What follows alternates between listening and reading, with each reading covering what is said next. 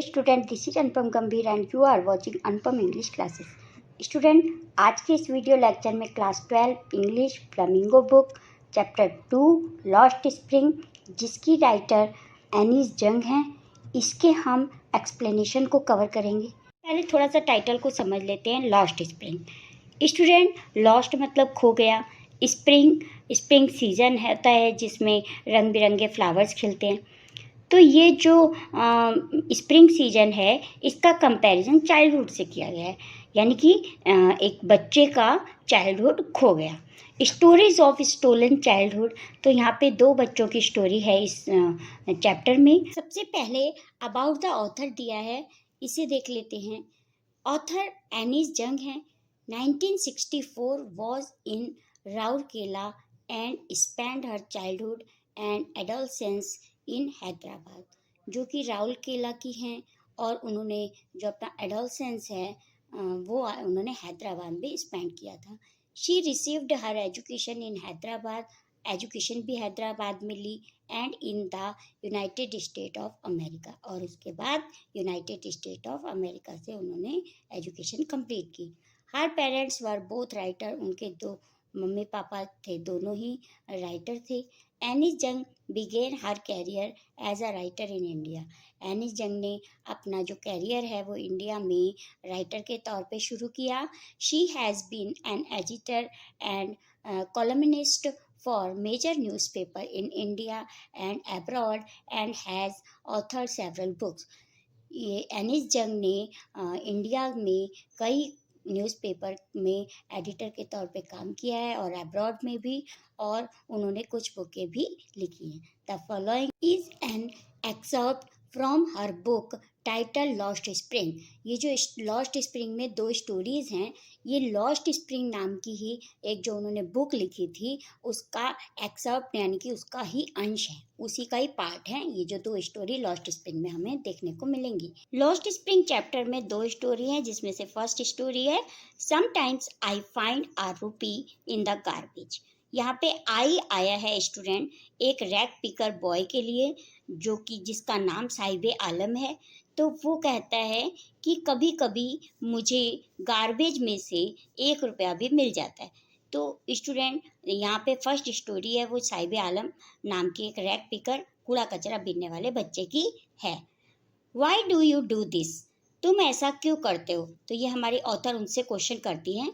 I ask Sahib whom I encounter every morning scrounging for gold in the garbage dumps of my neighborhood. तो author कहती हैं कि मैंने साहिब से पूछा, जो कि मुझे मिलता है एवरी मॉर्निंग, रोज मुझे मिलता है, और क्या ढूंढते हुए मिलता है? गोल्ड। स्क्रॉन्जिंग की मीनिंग होती है सर्चिंग, गोल्ड ढूंढते हुए मिलता है। कहाँ से? गार्बेज यानी कि कूड़े से, और डंप्स हीप, ढेर में से, कूड़े के ढेर में से गोल्ड ढूंढते हुए मिलता है मेरे पड़ोस में। तो उससे मैंने पूछा कि तुम ऐसा क्यों करते हो?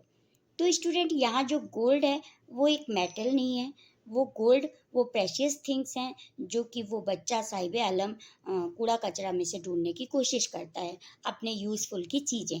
तो ये उसके यूज़फुल की चीज़ों के लिए गोल्ड का यूज किया गया है। Set admits the green field of Dhaka, his home is not even distant memory. तो स्टूडेंट, ये जो साहिबे आलम बॉय है, ये ढाका, ढाका क्या है? बांग्लादेश की कैपिटल, जो कि हमारे इंडिया की नेबरिंग कंट्री है, तो ढाका से बिलोंग करता है। There were many storms that swept away their fields and home.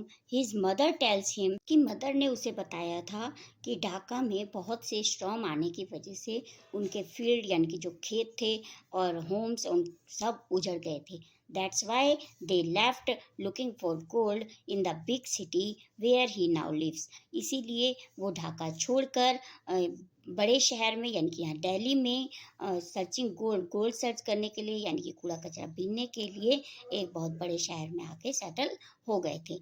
I have nothing else to do, he mutters looking away. Mutters की मीनिंग होती है लो वॉइस में बोलना, speak in A low voice. तो वो बहुत धीरे आवाज़ में बोलता है कि क्योंकि मैं ये इसलिए करता हूँ क्योंकि मेरे पास इसके अतिरिक्त करने को कुछ भी नहीं है। गो टू स्कूल, आई से ग्लीबली, ग्लीबली की मीनिंग होती है स्टूडेंट ईजिली। तो वो पूछती है, जो ऑथर है हमारी, वो पूछती हैं कि मैंने उससे कहा कि तुम स्कूल क्यों नहीं जाते, स्कूल चले जाओ। Realising immediately how hollow the advice must sound. अब उसी वक्त जैसे ही वो पूछती हैं, उसी वक्त वे सोचने लगती हैं कि मैंने कैसी गलत सी एडवाइस दे दी, क्योंकि वो तो इतना पुअर है कि वो स्कूल जा ही नहीं सकता, ना उनके आसपास कोई स्कूल है जहाँ पे वो पढ़ सकता है। तो अपने आप ही फील करने लगती हैं कि मैंने कैसा गलत क्वेश्चन उससे पूछ लिया। Now we come on page number 14। There is no school in my neighbourhood, क्योंकि मेरे आसपास कोई स्कूल नहीं है। When they build one I will go, यदि कोई बना देगा तो मैं स्कूल जरूर जाएगा। If I start a school will you come, अगर मैं वहाँ पे स्कूल स्टार्ट कर लेती हूँ, ऑथर कहती हैं, तो क्या तुम आओगे। आई आस्क हाफ जॉगिंग, मैंने ऐसे ही जॉक मारते हुए, मतलब ऐसे ही मजाक में उससे पूछ लिया। Yes he says smiling broadly, और बहुत बड़ी सी स्माइल करते हुए उसने कहा, हाँ मैं ज़रूर आऊँगा।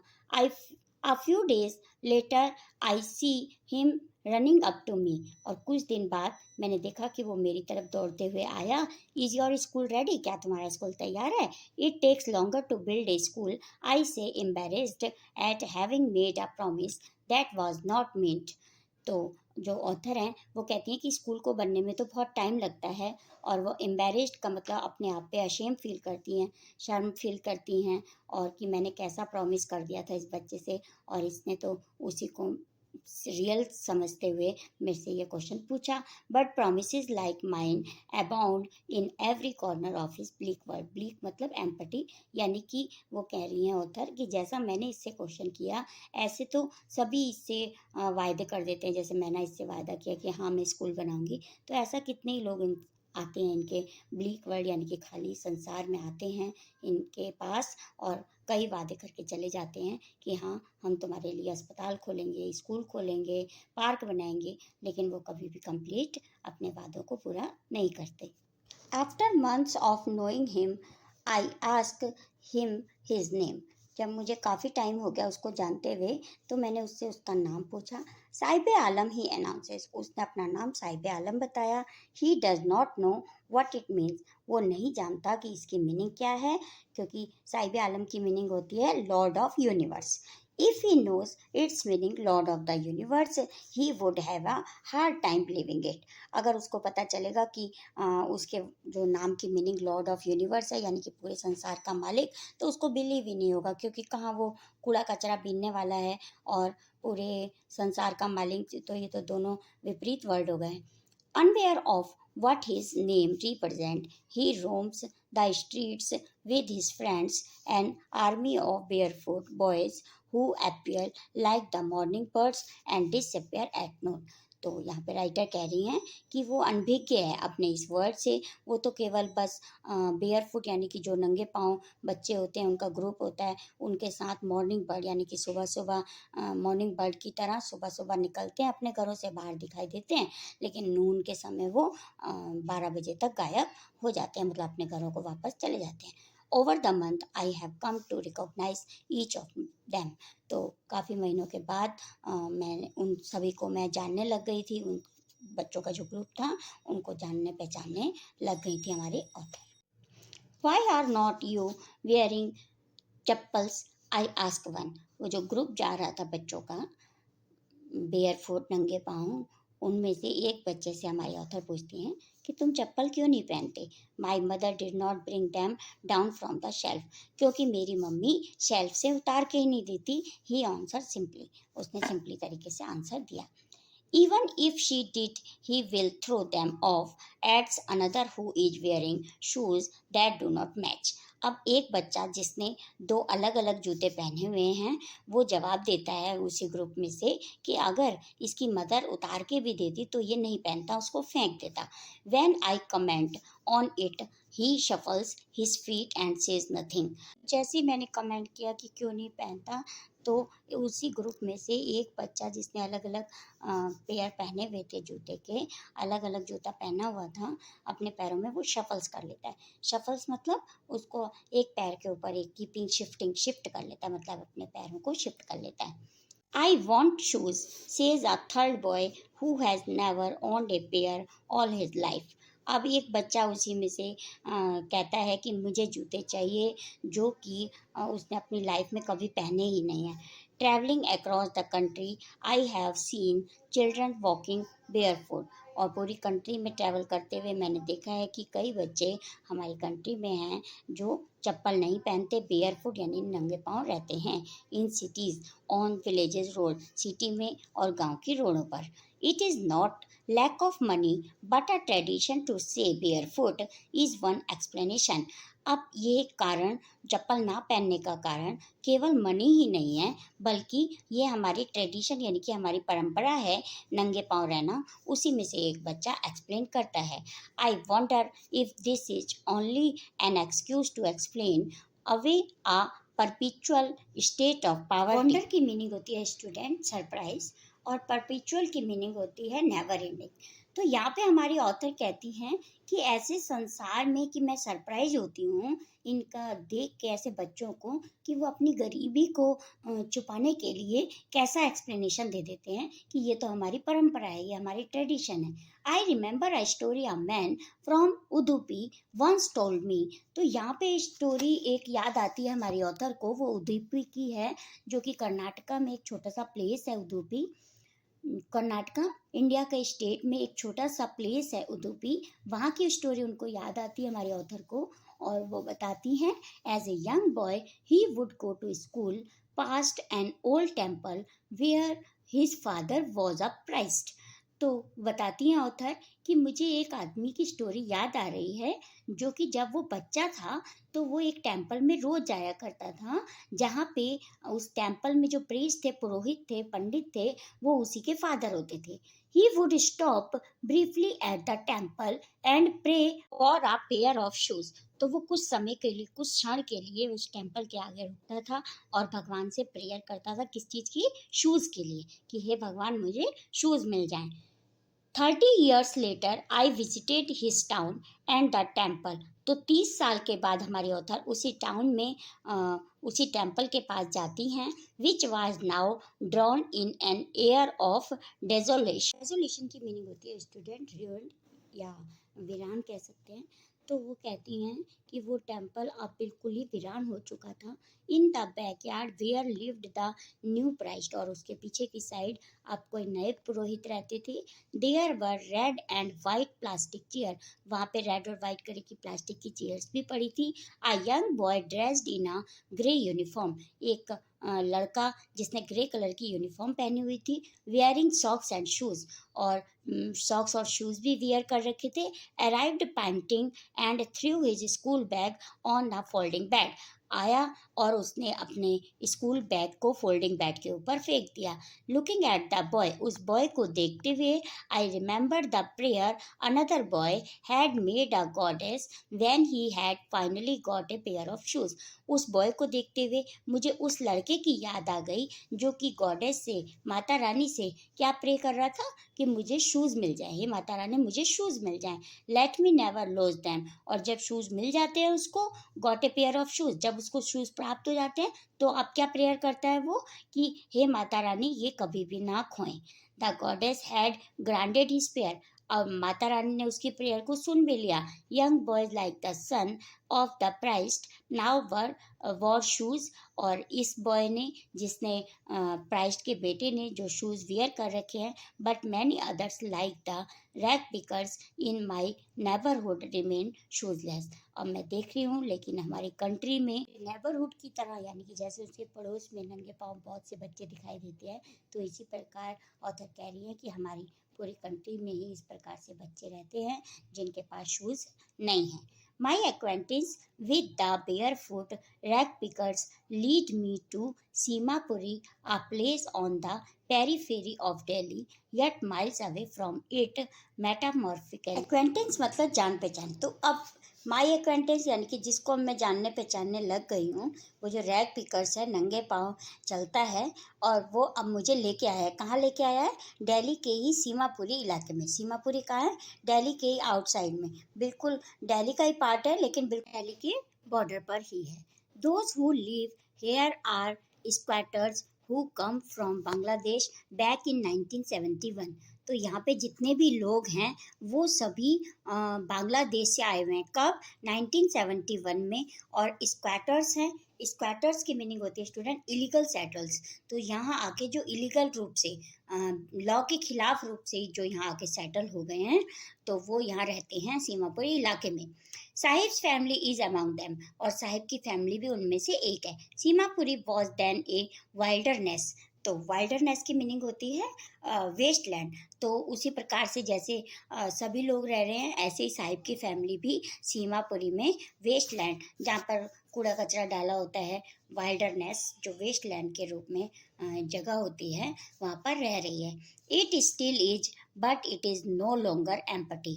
पहले थी बिल्कुल खाली जगह, लेकिन अब ये खाली नहीं है। Structures of mud with roofs of tin and tarpaulin. तो यहाँ पे मड के यानी कि मिट्टी से और छतें कैसी हैं? टीन की छतें हैं, या टीन की हैं, या फिर टारपोलिन। टारपोलिन या ऐसा कपड़ा होता है जिसके अंदर से बारिश अंदर नहीं आती, वाटरप्रूफ होता है। तो ऐसे कपड़े की छत बनी हुई है और मड के मिट्टी के बने हुए झोपड़े हैं। Devoid of sewage, drainage of running water, leave 10,000 rag pickers. और लगभग यहाँ 10,000 रैक पिकर्स रहते हैं, कूड़ा कचरा बीनने वाले, जहाँ पर सीवेज की यानी कि फ्लश की भी सुविधा नहीं है, ड्रेनेज यानी कि जहाँ से साफ पानी आता है गंदा जाता है, तो ऐसी भी सुविधा वहाँ पे नहीं है। They have lived here for more than 30 years without an identity. वे लोग यहाँ से लगभग 30 साल से यहाँ पे रह रहे हैं और बिना किसी आइडेंटिटी के, without permit but with ration cards that get their names on voters for survival than an identity। उनके पास कोई आइडेंटिटी नहीं है, केवल एक क्या है? राशन कार्ड है। वो भी इसलिए दिए हुए हैं नेताओं ने, जिससे कि उनको राशन देते हैं वो लोग राशन कार्ड के थ्रू। और क्या देते हैं राशन में? खाने पीने का सामान दे दिया, थोड़ा बैड क्वालिटी का, जिससे उनको वोट मिल पाए उनके। If at the end of the day we can feed our families and go to bed without an aching stomach, we would rather live here than in fields that gave us no grain, say a group of women in tattered saris when I asked them why they left their beautiful land of green fields and rivers। तो जब author उनसे question करती हैं कि तुम इतने अच्छे सुंदर खेतों को छोड़कर, सुंदर लैंड को छोड़कर, यहाँ पे जहाँ पे तुम्हें रिवर भी थी उसको छोड़कर यहाँ इस इलाके में क्यों रहते हो, तो इस क्वेश्चन पे उनको जवाब मिलता है कि यदि हमें एंड के लास्ट में यानी डे के लास्ट में यानी कि रात को जब बेड पे जाते समय बिना किसी स्टोमक पेन के खाना मिल जाता है, पेट भर खाना मिल जाता है, तो हमें उन ग्रीन फील्ड्स की जरूरत नहीं है, हमें तो केवल खाने की ही नीड है। Whatever they find food, they pitch their tents that become transits home। तो जब कभी भी हमें भोजन मिलता है और इसके बाद जहाँ भी भोजन मिलता है वहाँ पे हम अपना टेंट लगा लेते हैं और ट्रांजिट्स होम यानी कि जो टेम्परेरी घर अपने बना लेते हैं। Children grow up in them becoming partners in survival. जो बच्चे हैं वो भी इनके सर्वाइवल यानी कि इनकी जीविका चलाने में इनके पार्टनर बन जाते हैं, यानी कि इनकी हेल्प करते हैं जीविका चलाने में।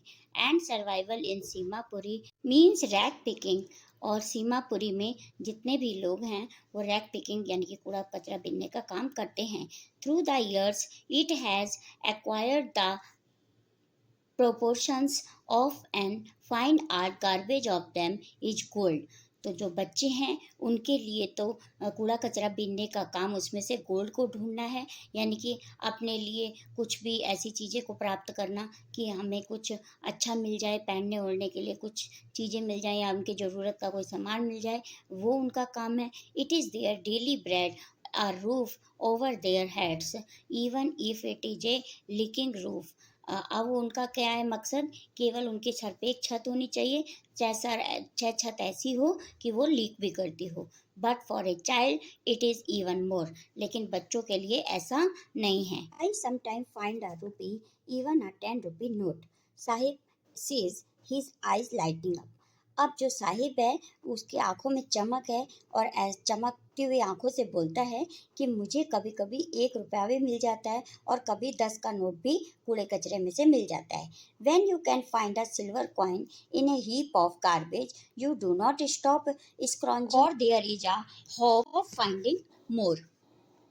तो अब राइटर कह रही हैं कि जब उन्हें यहाँ से कोई सिक्का या कोई 10 रुपये का नोट मिलता है तो वो इसमें से सर्च करना छोड़ नहीं देते। वो उनको और होप होती है कि शायद अब कुछ और ज़्यादा हमें मिलेगा, अब कुछ और मिलेगा, तो वो उसमें से और कुछ सर्च करने की स्क्रॉन्जिंग मतलब उसमें से ढूंढने की कोशिश करते हैं। It seems that for children garbage has a meaning different from what it mean to their parents. तो इसीलिए जो बच्चों के लिए रैग पिकिंग का काम उनके पेरेंट्स के सोच से बिल्कुल अलग है। For the children it is wrapped in wonder, for the elders it is means of survival. बच्चों के लिए तो ये काम एक वंडर है, एक अजूबा है, लेकिन जो पेरेंट्स हैं उनके लिए ये काम एक जीविका चलाने के जैसा है। One winter morning I see Sahib standing by the fenced gate of the neighborhood club watching two young men dressed in white playing tennis. एक दिन सर्दियों की सुबह मैंने साहिब को एक फेंस की हुई है, फेंस मतलब 4 दीवारी जिस पे जाली वगैरह फेंसिंग लगी हो, उसके गेट पर खड़े हुए देखा। वो देख रहा था, ऐसे 2 मैन को देख रहा था जिन्होंने बहुत वेल ड्रेस्ड पहनी हुई थी वाइट कलर की और टेनिस के शूज़ भी पहने हुए थे। I like the game he hums content to watch it standing behind the fence. और फेंस के बाहर खड़े हुए कहता है कि मुझे ये खेल बहुत ही पसंद है, टेनिस गेम बहुत पसंद है। I go inside when no one is around, और जब आसपास कोई नहीं होता तो मैं उसके अंदर चला जाता हूँ। He admits the gate keeper lets me use the swing. और वो कह रहा है कि जब कोई नहीं होता तो गेट कीपर जो है मुझे अंदर जाने देता है और मुझे झूला भी झूलने देता है। Sahib two is wearing tennis shoes that look strange over his discoloured shirt and shorts. तो साहिब ने भी वाइट कलर के शूज़ पहने हुए टेनिस के, जो कि बिल्कुल भद्दे से लग रहे हैं। जो उसने शर्ट पहनी है और जो उसने शॉर्ट्स पहना है उसके साथ बिल्कुल भद्दे से लग रहे हैं। Someone gave them to me, he says in the manner of an explanation. उसने बताया कि किसी ने मुझे ये टेनिस के शूज़ दे दिए हैं। The fact that they are discarded shoes of some rich boy who perhaps refused to wear them because of a hole in one of them. तो ऐसा लगता है कि ये किसी रिच बॉय ने, जिसके शूज़ में एक होल हो गया था, उसने फेंक दिए होंगे। डिस्कार्डेड मतलब उसको बेकार समझ के फेंक दिया होगा, जो कि ये साहिब ने पहने हुए हैं। डज नॉट बॉदर हिम, तो उसको वो ये परेशान नहीं कर रहे। मतलब उसने अगर होल भी है जूतों में तो उससे उसको कोई दिक्कत नहीं है साहिब को। For one who has walked bear foot, जो कि ऐसा लड़का जो कि हमेशा नंगे पैर रहता है, even shoes with a hole is a dream come true. अगर उसके पास एक होल किया हुआ जूता भी है तो वो उसके ड्रीम सपने के सच होने के जैसा ही है। But the game he is watching so intently is out of his reach, लेकिन वो गेम जो कि वो देख रहा है वो उसकी पहुंच से बहुत ही बाहर है। This morning Sahib is on his way to the milk booth. आज सुबह साहिब एक मिल्क बूथ जहाँ पे वो काम करता था उस रास्ते पे वो मिला। In his hand is a steel canister, और उसके एक हाथ में स्टील का कंटेनर था। I now work in A tea stall down the road, he says pointing in the distance. थोड़ी दूरी पर इशारा करते हुए कि उस टी स्टॉल में मैं काम करता हूँ, साहिब ने हमारी ऑथर को बताया। I am paid 800 rupees and all my meals, और मुझे दिन के खाने के अलावा 800 रुपये भी वहाँ से मिलते हैं। Does he like the job? I asked, मैंने पूछा क्या आपको जॉब पसंद है? His face I see has lost a carefree look. अब मुझे उसका जो फेस था वो केयरफ्री बिल्कुल भी नहीं लग रहा था। The steel canister seems heavier than the plastic bag he would carry so lightly over his shoulder. तो जो स्टील का कनिस्टर था वो मुझे ऐसा लग रहा था कि उसके शोल्डर पर ज़्यादा भारी है उस बैग के, जो उसने प्लास्टिक का बैग उठाता था जब वो कूड़ा कचरा बीनता था, उसके अगेंस्ट ये जो स्टील का कनिस्टर है वो उसके शोल्डर पर भारी है। उसके फेस से ऑथर को फील हो रहा था। द बैग वॉज हिज, वो जो बैग था वो उसका अपना था, वो खुद का मालिक था उस काम का। The canister belong to the man who owns the tea shop, और ये जो कनिस्टर है चाय का, ये उसका खुद का नहीं है, ये उस मालिक का है जिस दुकान में वो काम करता है। Sahib is no longer his own master, अब साहिब अपना खुद का मालिक नहीं रहा। स्टूडेंट, इसी के साथ चैप्टर का फर्स्ट स्टोरी हमारी कंप्लीट होती है। सेकेंड पार्ट में सेकेंड स्टोरी को कवर करेंगे। I hope this video lecture is very helpful to you. If yes, please like this video, share this video and also comment on this video. Thank you so much for watching. मिलते हैं next video lecture में second part में second story के साथ। Thank you so much for watching. Bye.